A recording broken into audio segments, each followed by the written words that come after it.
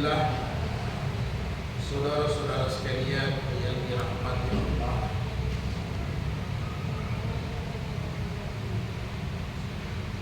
marilah tidak bosan-bosannya kita senantiasa melafazkan lisan kita dengan syukur, kemudian menguatkannya dengan hati kita. Bagaimana begitu banyak curahan nikmat, begitu banyak limpahan karunia dari Allah Subhanahu wa taala, hingga pada saat ini kita diberikan kembali amanah umur yang panjang. Mudah-mudahan semua nikmat-nikmat Allah, utamanya keimanan, keislaman, amal saleh yang kita lakukan senantiasa kekal, kita bisa istiqamah untuk melaksanakannya. Dan mudah-mudahan semua nikmat Allah menjadikan kita sebagai hamba-hamba yang syakirin, yang senantiasa bersyukur kepada Allah. Kemudian tidak kalah pentingnya adalah nikmat baginda Sayyidina Rasulullah Muhammad sallallahu alaihi wasallam. Inilah adalah nikmat yang besar. Tanpa kita harus meminta, tanpa kita harus memohon kepada Allah, dijadikan kita sebagai umat Rasulullah. Umat Rasulullah adalah umat yang terbaik.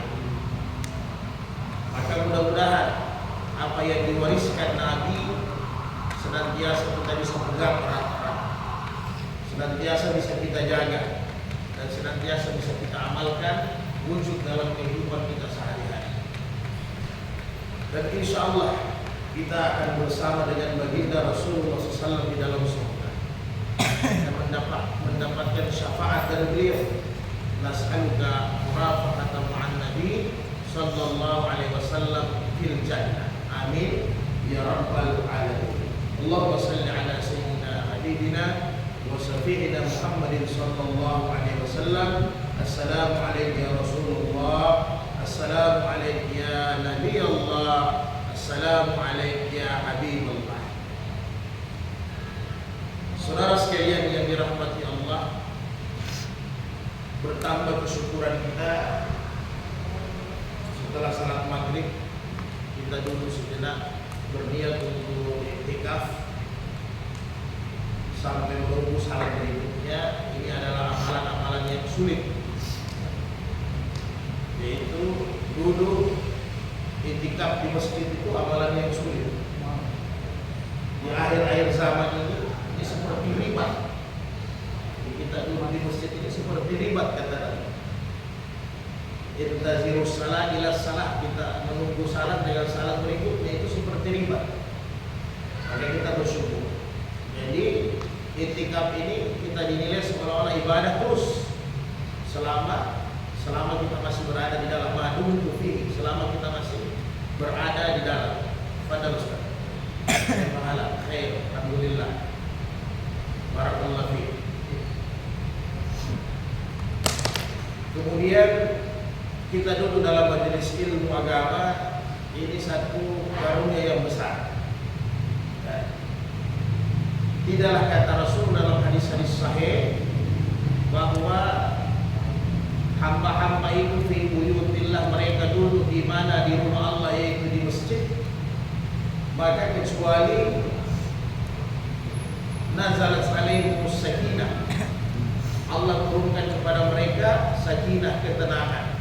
Memang kalau di masjid ini hati kita tenang, apalagi dulu dalam majelis agama, seolah-olah kita sudah di surga. Kemudian waghasiyatur rahmah, sudah Allah berikan ketenangan, Allah limpahkan lagi kita dengan rahmat. Jadi salah satu momen rahmat itu bisa turun, kata para ulama, salah satunya adalah majelis ilmu, salah satunya lagi adalah masjid. Jadi kita double, sudah berada dalam majelis ilmu agama, kemudian kita duduk lagi di rumahnya Allah sebagai tamu. Maka insya Allah rahmat ini bercurah-curah untuk kita sekalian. Ya. Kemudian wahafatskumul malaikah, jadi bersama kita banyak malaikat. Hanya memang mata zahir kita tidak bisa melihat. Ya, mata zahir kita tidak bisa melihat. Karena kalau kita lihat juga malaikat, lihat hal-hal yang gaib, kemungkinan kita tidak bisa juga tenang, pasti kita lari. Nah, tapi kita yakin malaikat bersama kita. Belum lagi wa zakarahullahu fi man inda. Maka nama kita di arsana top terkenal. Jadi biar tidak terkenal di dunia tidak apa-apa. Yang penting kita top di akhirat. Jadi di Baitul Ma'mur sana disebut kita punya nama si Fulan bin Fulan. Ikut lagi orang tua kita, subhanallah. Fulan bin Fulan di sana ada majelis agama, ada majelis ilmu, ada perbincangan ilmu agama. Mudah-mudahan semua keutamaan ini kita dapatkan. Ditambah lagi orang menuntut ilmu agama seperti jihad fi sabilillah.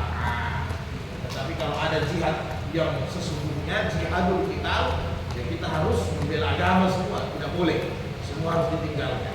Tetapi majelis ilmu agama adalah majelis jihad. Majelis fi sabilillah. Man haraj ala bil ilm dalam hadis sahih bahwa fi sabilillah. Siapa yang keluar untuk menuntut ilmu berarti dia di jalan Allah kata Rasulullah. Hatta yarji, sampai dia pulang, sampai majelis selesai, kita tetap di bawah naungan fi sabilillah. Sehingga Imam Syafi'i mengatakan kalau kita meninggal sementara dulu dalam majelis ilmu, maka kita syahid. Nah, jadi satu syahid saja sudah wajib kita untuk masuk surga. Amin ya. Mudah-mudahan kita dapat. Jadi pada Jumat yang lalu, bantuan yang dimuliakan Allah, kita sudah sampai di hadis yang ke 1001. Ya. Sudah sampai di hadis yang ke 1001. Jadi pada malam hari ini kita sambung ke hadis yang 1002. Pada yang lalu kita masih di kitab nikah dalam bab nafaqatin, dalam bab nafkah seorang laki-laki kepada keluarganya. Ya. Kita sudah bahas Jumat lalu, paling tidak intinya bahwa seorang laki-laki berkewajiban mencari nafkah untuk keluarganya. Sekarang pertanyaannya, ini saya ulang tadi. Pertanyaannya, yang mana yang lebih utama? Ya, yang mana yang lebih utama? Seorang, apakah mana yang benar? Mana yang benar? Kita hidup, kita cari maisah. Laki-laki cari maisah, cari apa? Cari pekerjaan nafkah. Untuk apa? Mana yang benar? Apakah untuk kumpul uang naik haji atau umrah, atau memberi nafkah kepada anak dan istri? Mana yang benar secara syariat? Untuk anak dan istri. Jadi yang benar secara syariat adalah kita cari maisha untuk nafkah anak dan istri. Itu yang benar. Jadi bukan untuk umrah dan haji. Karena umrah dan haji dan begitu juga salat, kewajiban-kewajiban lain itu panggilan Allah. Ya, itu panggilan Allah otomatis. Jadi kalau memang Allah panggil pasti kita berangkat. Tetapi secara syar'i kita hidup mencari nafkah untuk anak dan istri, bukan untuk ibadah haji. Tak perlu itu. Itu kalau ada pilihannya bonus. Tapi kewajibannya adalah mencari mencukupi keluarga, anak dan istri. Kenapa? Jangan sampai mereka meminta-minta. Nah, dari dalam bab pekerjaan lalu sudah kita bahas. Sebagaimana perceraian, pekerjaan yang halal yang sangat dibenci Allah, maka demikian juga mengemis pekerjaan yang halal tapi sangat dibenci Allah. Tidak boleh. Orang Islam hindari. Orang takwa, orang beriman jangan sampai mengemis. Nah, itu intinya. Karena kita yang berdosa kalau tidak tercukupi, kan? Kemudian bahkan Nabi berikan fatwa ke sahabat. Berikan fatwa ke sahabat. Datang istri Abu Sufyan, ya Rasulullah, bagaimana keadaan saya? Ini Abu Sufyan laki-laki yang bakhil.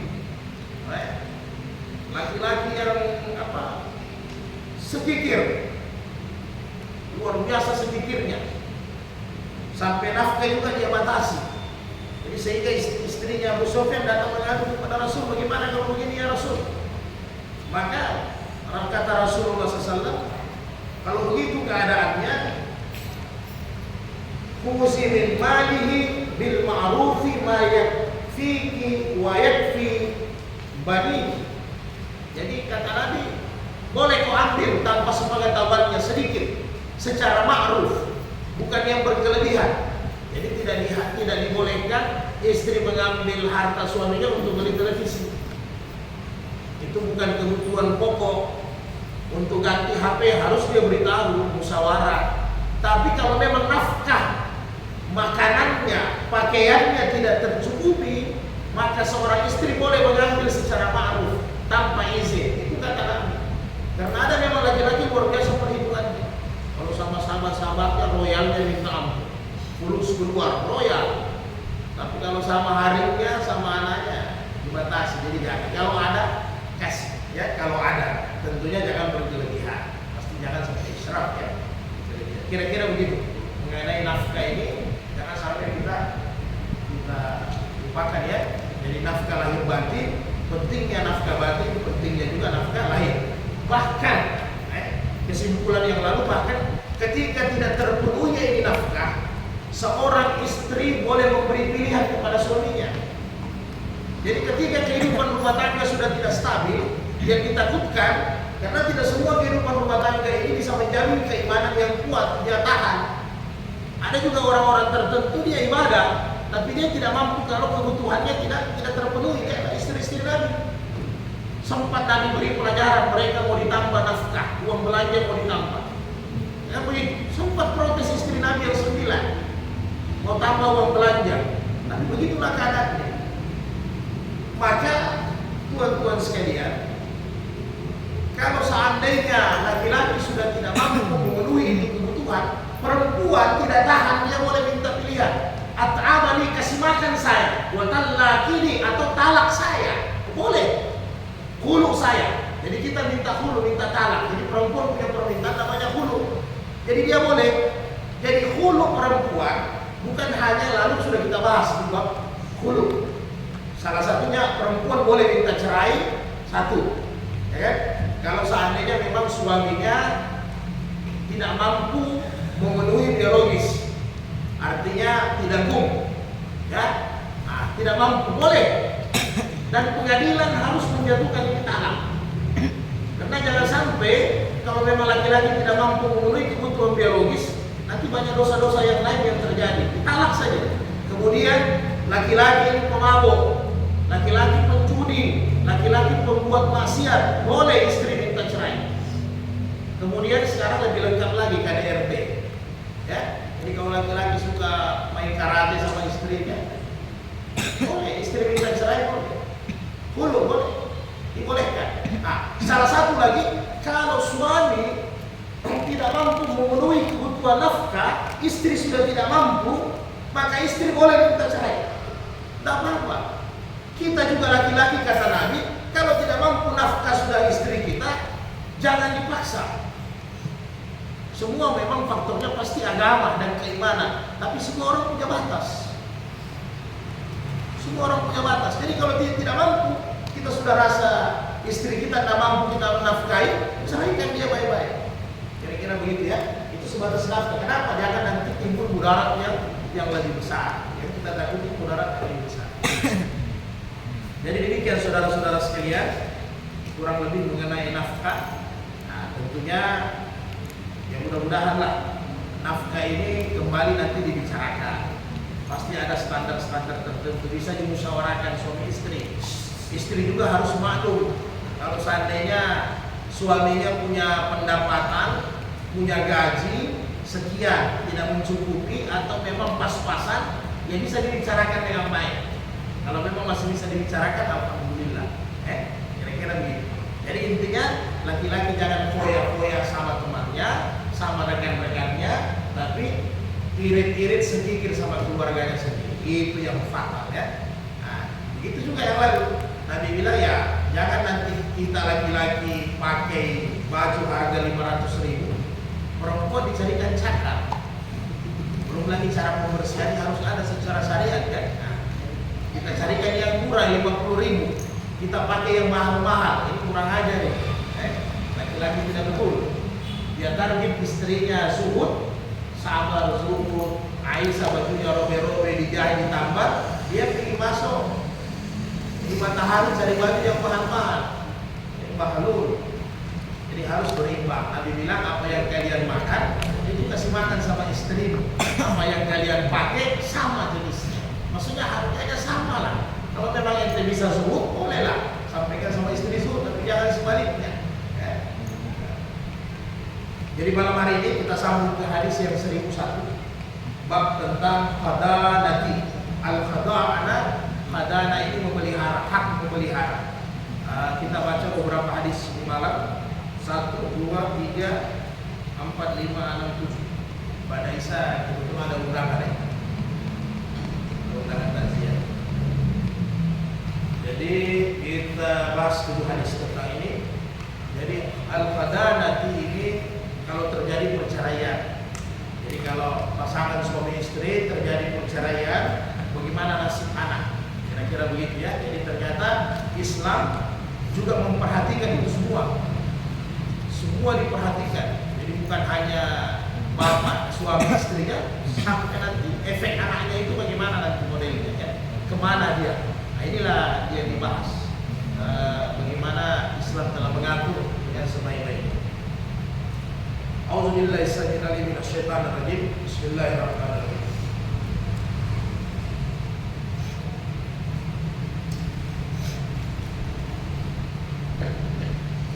An Abdullah bin Amr anna imra'atan kanat, dari Abdullah bin Amr datang seorang wanita kepada Nabi.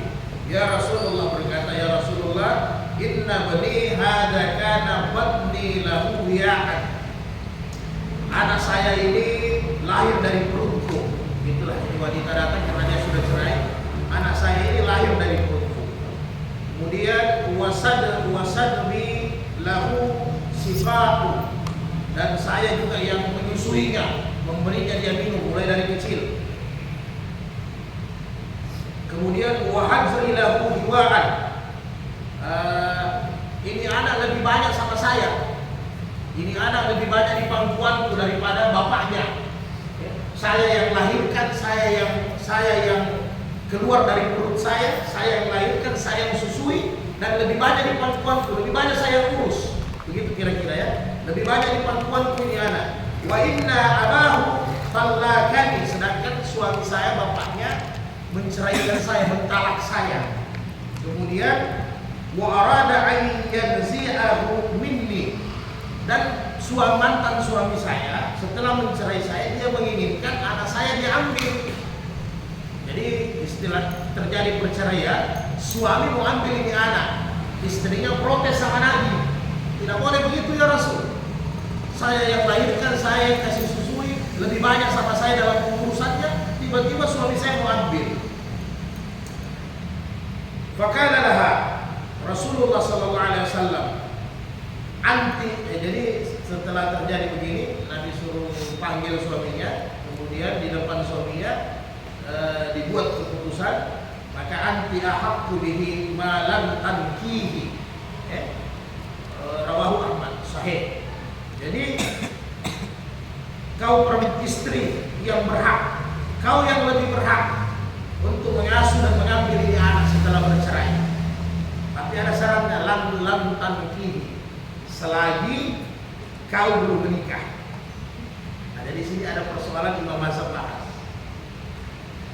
Jadi Imam Syafi'i, Imam Ahmad, Imam Malik itu sepakat kalau anak masih dalam susuan salah sunnah syahran 30 bulan, berarti 2 tahun setengah yang Allah perintahkan.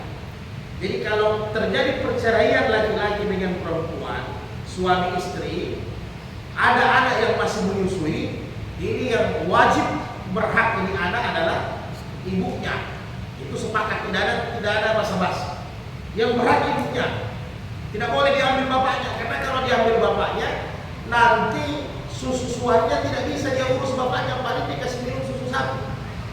Sedangkan perintah agama sebaiknya kalau tidak ada masalah, ibunya tidak sakit, tidak ada hal-hal yang memang sifatnya emergensi, ya harus ibu yang ambil, harus disusui pakai ASI. tidak boleh tawar-menawar. Ya. Nah, jadi itu sepakat. Jadi kalau terjadi di pengadilan sebenarnya ini tidak perlu diadili, hanya dibacakan. Amarannya dibacakan bahwa hak asuh anak harus sama ibu, karena masih masa 30 bulan ke bawah. Nah, gitu. Nah, demikian juga yang terjadi sama sahabi ketika dia protes, diberitahu sama Nabi, kau yang berhak, tapi ada syaratnya. Ada syaratnya kata Nabi. Ya syaratnya itu jelas. Selagi engkau malam tankihi, selagi kau tidak kawin. Nah, ini dibahas sama ulama mazhab. Kenapa biasanya kalau seorang perempuan janda statusnya sudah talak 3, sudah sah talak 3 selesai, kemudian masa iddahnya sudah selesai, sudah sah dia janda. Ini biasanya kalau janda ini kawin, dia bawa anak, ini persoalan. Jadi makanya semua ulama mazhab sampaikan persoalannya apa? Biasanya si laki-laki mau cari janda, dia mau mamahnya saja. Jarang dapat laki-laki mau dengan anaknya juga sekalian. Ini fitrah manusia, Pak. Fitrah manusia. Karena itu sudah jelas, hukum itu. Orang kalau belum menikah hukum pasti sedia setiap saat. Ya kan, artinya saya lamar kau berarti bersama dengan anakmu. Itu ucapan. Tapi jarang, biasa. Keadaan yang terjadi, realnya yang terjadi, itu banyak terlantar itu anak. Karena suaminya juga apa? Yang ada di pikiran suaminya itu bukan anak saya. Padahal dia tidak tahu.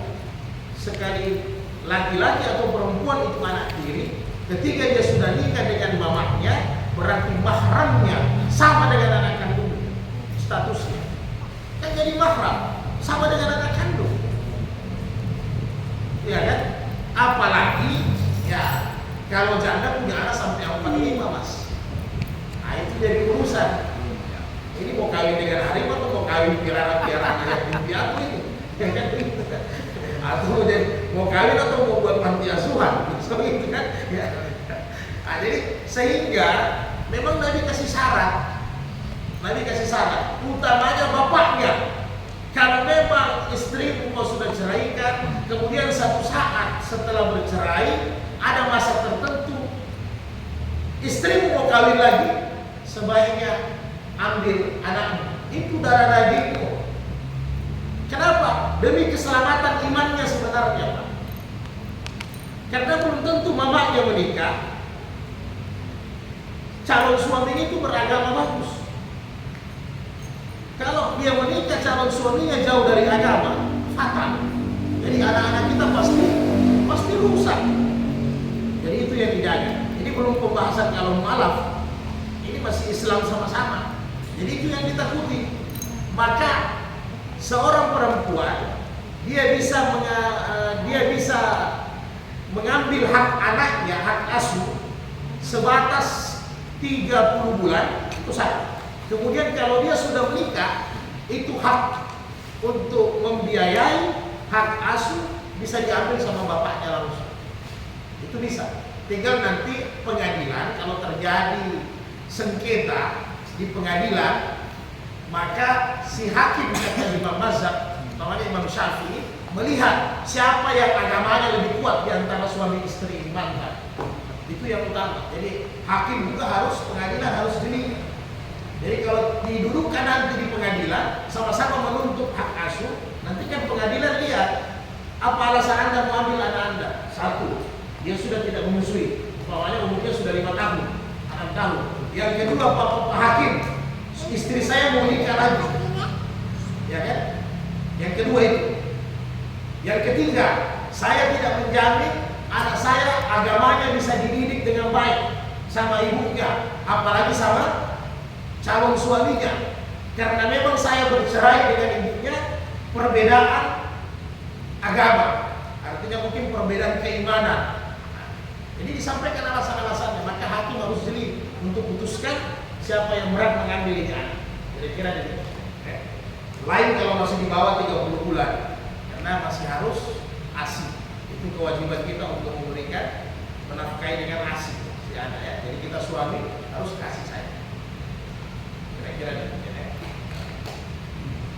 Jadi selagi itu wanita tidak kawin.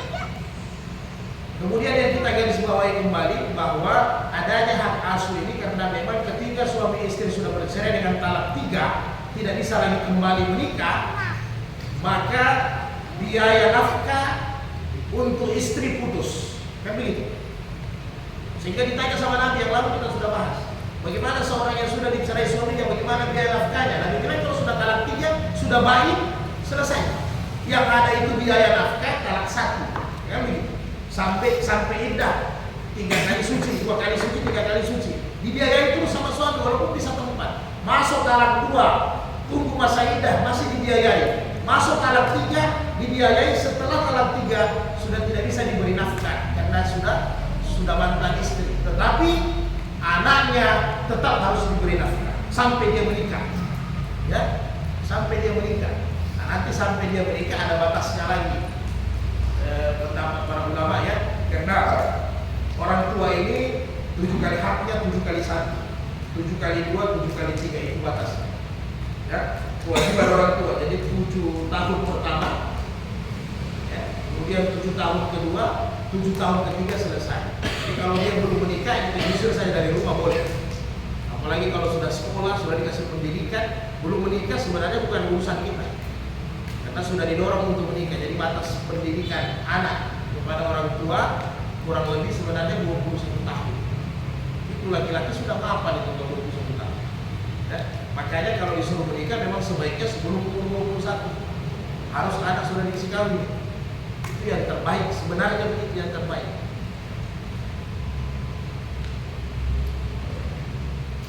Kemudian An-Nabi Hurairah anna imra'atan qalat, dari Abu Hurairah seorang wanita sahabat juga datang berkata, ya Rasulullah, inna zawji yuridu an yazhaba bi ibni. Ya Rasulullah, suami saya berkeinginan untuk membawa anak saya, mau ambil anak saya. Suami saya mau ambil anak saya. Wa kad nafa'ani wa sakani min birri abi inabah. Jadi sedangkan anak saya ini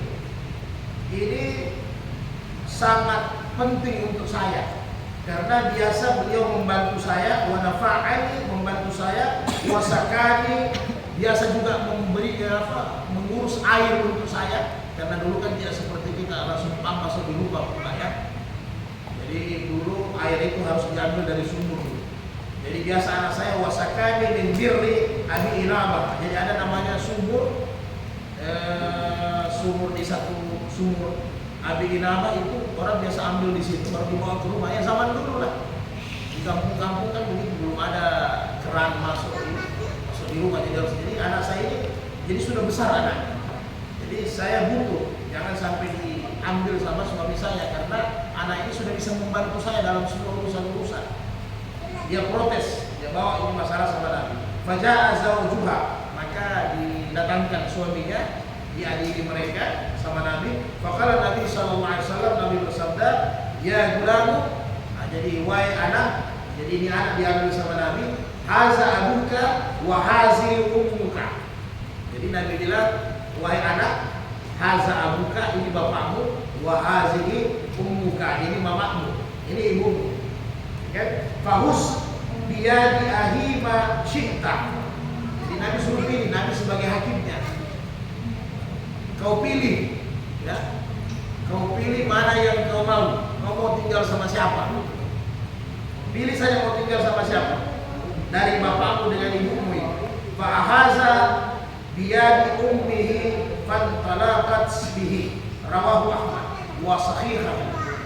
Jadi ketika disuruh pilih ini anak ini pegang tangan mamanya, maka selesai masalah.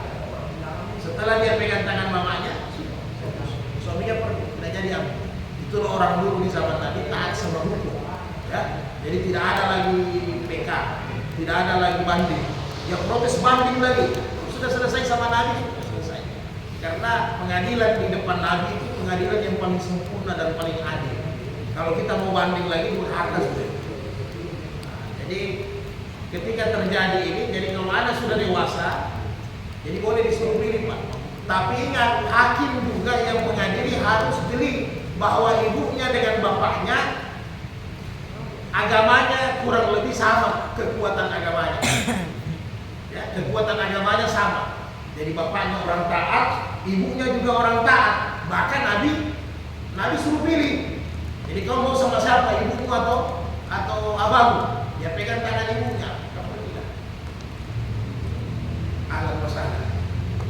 Marhaban.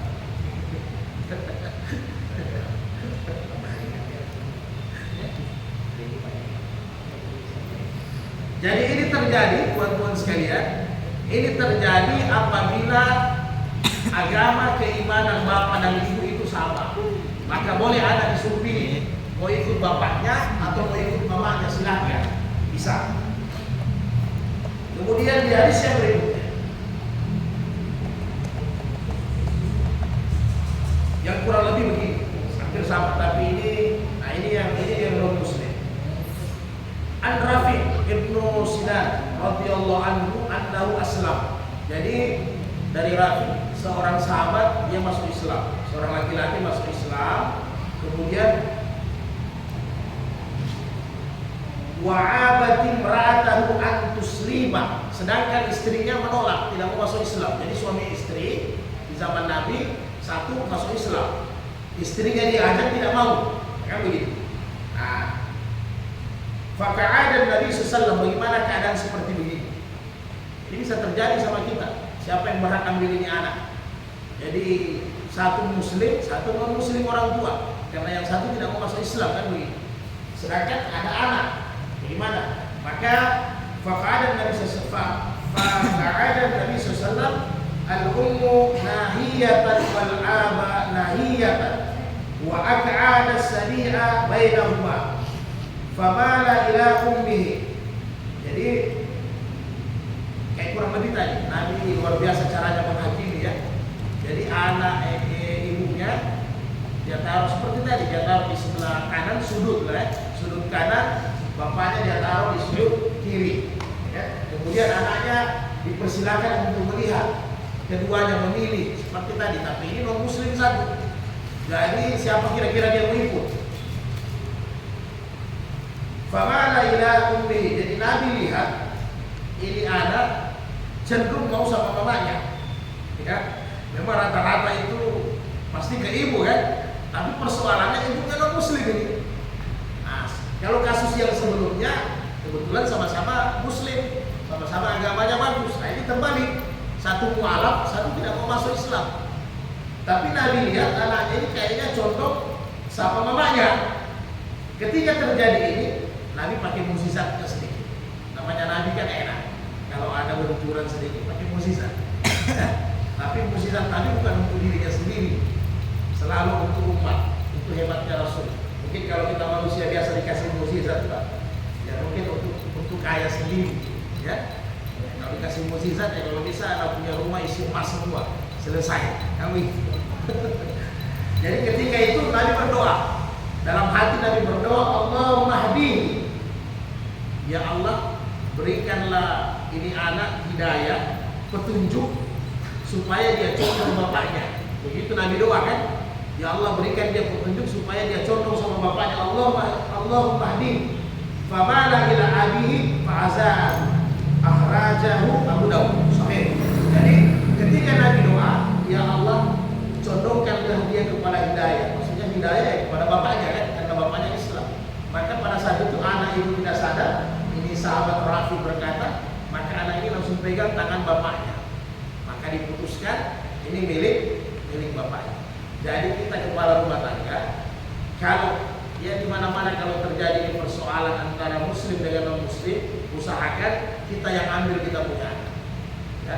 Kalaupun nanti seorang ibu dia muslim, bapaknya yang non muslim, maka usahakan kita bantu bagaimana anak ini bisa diambil sama ibunya, karena ibunya muslim.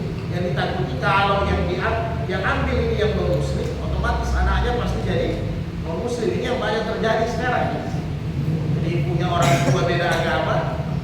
Jadi kadang anak ini ada pilihan. Kalau dua anaknya, satu muslim, satu non muslim, gara-gara tergantung siapa yang dia ikut ya. Nah ini biasa kalau diatur damai dengan musyawarah, orang cerai karena suaminya mau masuk Islam ya silahkan, mobil bagi, rumah bagi, anak bagi, ya kan? Akhirnya anak, kalau anak dua ya bagi satu-satu. Ya jelas yang ikut non muslim pasti jadi non muslim tetap. Yang ikut muslim ya alhamdulillah bisa masuk Islam.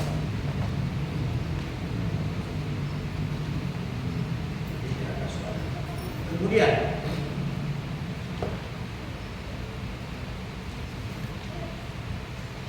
An Barra bin Azib radhiyallahu anhu anna Nabi sallallahu alaihi wasallam kada fi ibnati Hamzata li khalatiha wa qala al khalatu bi manzilatil ummi akhrajahu al-Bukhari. Nah, jadi ini kasusnya beda lagi. Jadi dari Barra bin Azib bahwa Hamzah ini punya anak. Hamzah punya anak, kemudian meninggal Hamzah. Jadi seorang laki-laki meninggal. Kemudian orang minta fatwa sama Nabi, siapa yang harus ambil? Jadi banyak orang mau ambil ini anaknya, mau pelihara di antara keluarga. Karena Hamzah sudah meninggal, bapaknya sudah meninggal, ibunya juga sudah meninggal, yatim piatu. Sehingga banyak yang mau ambil ini anak dari kalangan keluarganya. Semua mau ambil. Sehingga hampir terjadi perselisihan karena semua istilahnya bahasa kita baku rampas lah, ya, baku rampas mau ambil ini anak, maka dibawa sama Nabi, maka Nabi putuskan. Jadi Nabi putuskan bagaimana aturannya. Kata Nabi al khalatu bi manzilatil ummi. Jadi Nabi katakan di khalatiha, itu anak kasih dia yang wajib ambil tantenya. Hala itu tante dari ibu, ya. Hala itu tante dari ibu. Hai, kalau tante dari apa? Tante dari bapak namanya amma. Itu tante dari bapak, jadi tante dari ibu hala. Nah, jadi Nabi bilang itu yang berhak adalah saudara ibunya, saudara kandung. Karena kata Nabi, tante dari ibu, saudara kandungnya ibu, itu sama dengan ibu kandung posisinya dalam Islam. Karena mahram. Mau dia laki-laki, mau dia perempuan. Jadi yang bisa ambil, yang paling berat adalah tante langsungnya dari mama. Bukan tante langsungnya dari bapa. Dari mama, itu yang paling berhak ambil. Nah, jadi kira-kira begitu. Karena biasa kalau anak yatim banyak keluarganya semua mau ambil. Tapi kalau terjadi perselisihan, maka yang berat untuk ambil adalah tante dari mamanya, itu yang paling berat. Karena itu statusnya sama dengan ibu kandungnya. Sama statusnya dengan ibu kandung. Karena biasa juga banyak diperebutkan yang begini.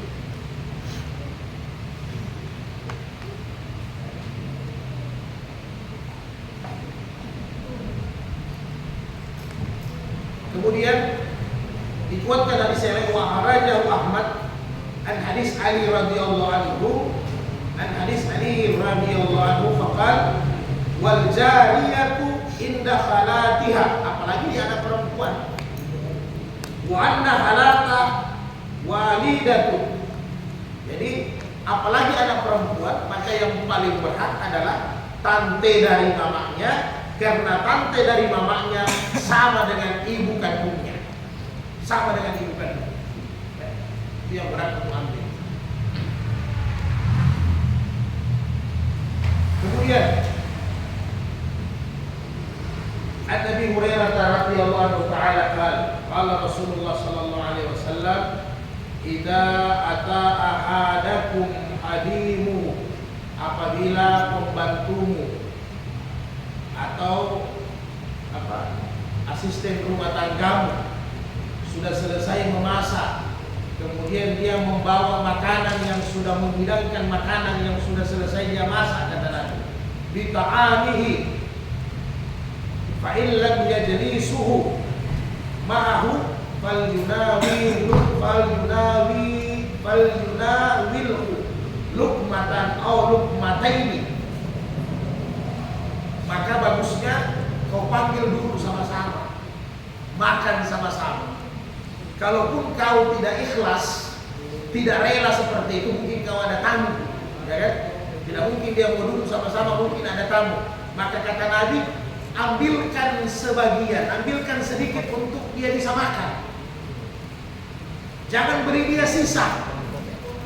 Ambilkan sedikit untuk dia makan, nanti dia makan sendiri. Jadi di hadis lain, ketika orang yang membantu di rumah Nabi seperti Anas bin Malik, Abu Hurairah, itu kalau sudah hidangkan makanan yang sudah dimasak, ketika mereka mau pergi berdiri, Nabi tahan. Jangan, masakanmu ini kita makan sama-sama. Jangan sampai dia dingin baru kau makan. Artinya makanan yang segar, bukan dingin atau panasnya ya. Maksudnya masih fresh. Jadi makan sama-sama.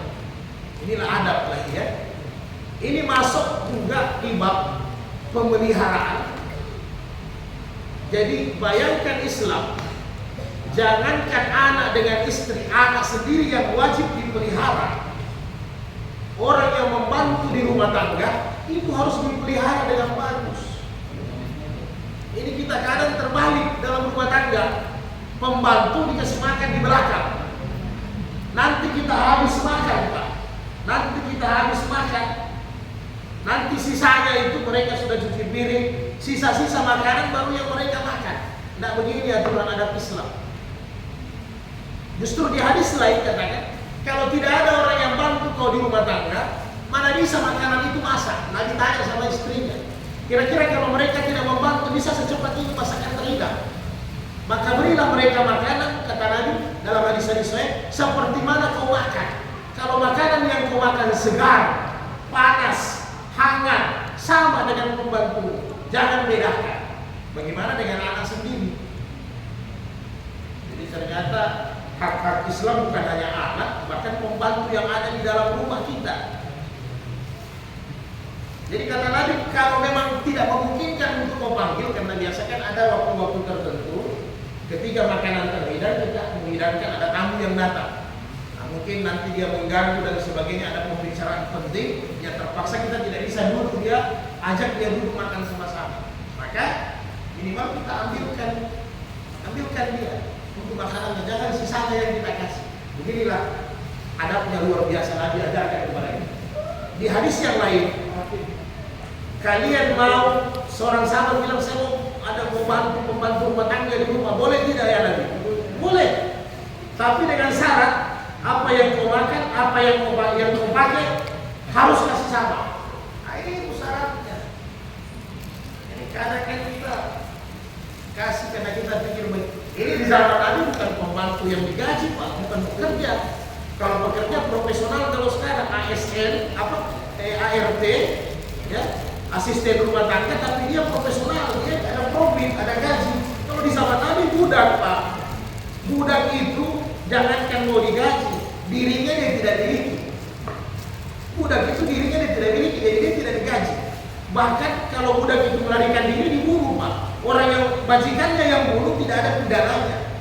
Karena itu status budak hina betul. Sebelum Rasulullah Islam hapuskan itu perbudakan. Jadi bayangkan budak saja yang dirinya dia tidak miliki, kalau majikannya bunuh tidak ada unsur pidananya, itu harus diberi makan dengan apa yang kita makan, diberikan pakaian sebagaimana apa yang kita pakai. Ya tentunya bukan ukurannya yang sama, tapi harganya kainnya minimal sama kan. Jangan dibedakan. Kita pakai yang bagus, membantu yang biasa-biasa saja.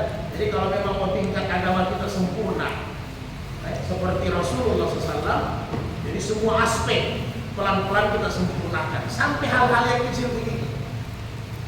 Memang kalau orang tua dulu luar biasa. Karena saya masih dapat itu orang tua dulu.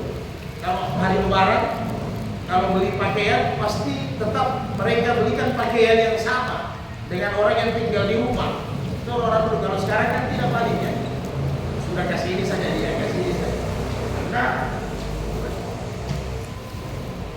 jadi kalau memang kita tidak bisa ajak dia duduk sama-sama, maka ambilkan dari makanan yang dia masak supaya dia juga rasakan, walaupun dia pembantu.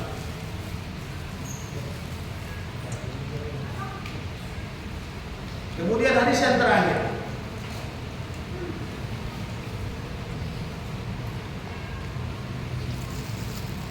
An Ibnu Umar, Nabi sallallahu alaihi wasallam, "Musibat imra'atu fi hirrati."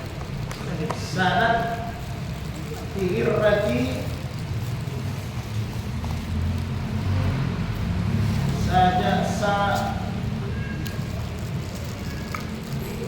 sajanatha hatta matas.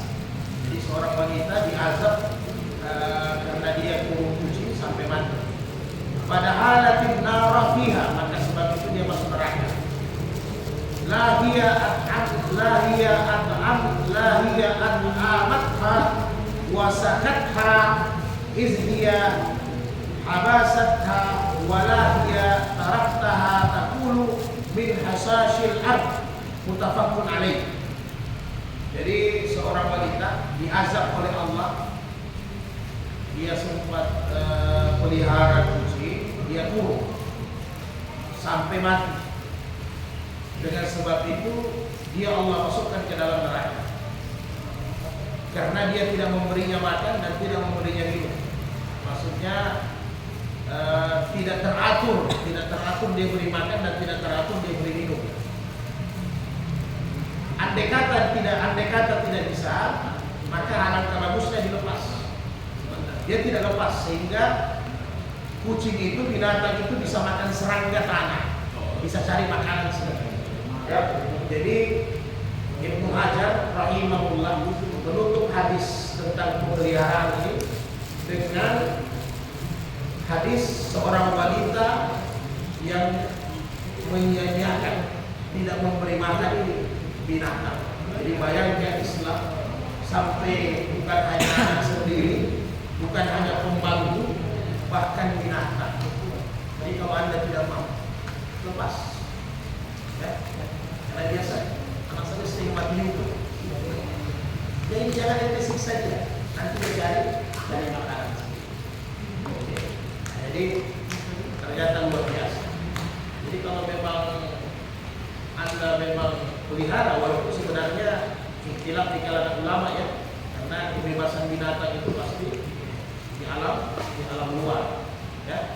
Utamanya Imam Ahmad, Imam Malik tidak membolehkan mengurung, tidak membolehkan. Kecuali Imam Syafi'i kalau anjing di kebun, kita taruh di kebun, ya, itu sah-sah saja. Itu pun tidak diikat, dilepas. Jadi dia menjaga kebun. Jadi jangan sampai menzalimi binatang. Ada hadis pun terbaliknya ini ya, tapi jangan salah kita memahami. Yang lalu sudah pernah itu di bab najis berangkat, bahwa seorang wanita pelacur, dia lihat anjing kehausan, hadis sahih, kemudian dia beri minum itu anjing, sehingga sebab itu dia tobat, dia masuk surga. Jadi disambung, dia tobat. Ini biasa hadisnya dipotong. Yang diceritakan dia memberi minum anjing dengan ikhlas, ya kan begitu. Setelah itu dia masuk surga. Tidak begini, gampang betul dia masuk surga. Jadi asbab itu Allah berikan dia hidayah untuk bertobat. Setelah itu dia tinggalkan pelacur, dia tinggalkan maksiat, dia beribadah sampai Allah berikan dia masuk surga. Artinya sebagaimana Ali bin Abi Thalib bilang ya, jadi dengar, lihat apa yang disampaikan, jangan melihat orang yang menyampaikan. Jadi begitu. Tapi status anjing tidak merubah status hukum, adalah najis dan haram untuk dikonsumsi dan diperjualbelikan. Jadi jangan ambil hadis ini dari oleh anjing saja gitu. Itu Nabi memberi contoh. Bayangkan binatang yang haram saja, air liurnya itu najis, dimakan juga haram, dijual belikan juga haram. Tapi kita bisa bantu, ada nilai sosial dalam hati kita, Allah bisa berikan hidayah, apalagi kalau manusia, kan begitu. Jangan sampai kita potong bahwa gara-gara itu dia langsung masuk surga. Tidak. Asbab itu dia bertobat, Allah berikan hidayah. Bahkan dalam hadis-hadis lain yang hadisnya derajatnya hasan, wanita itu bahkan jadi abid yang luar biasa, jadi ahli ibadah yang luar biasa. Setelah itu dia meninggal. di Bani Israel, dan itu di Bani Israel, ya, bukan di zaman Rasulullah. Nabi hanya menceritakan ada di Bani Israel yang begitu model. Oke, ada masalah silakan.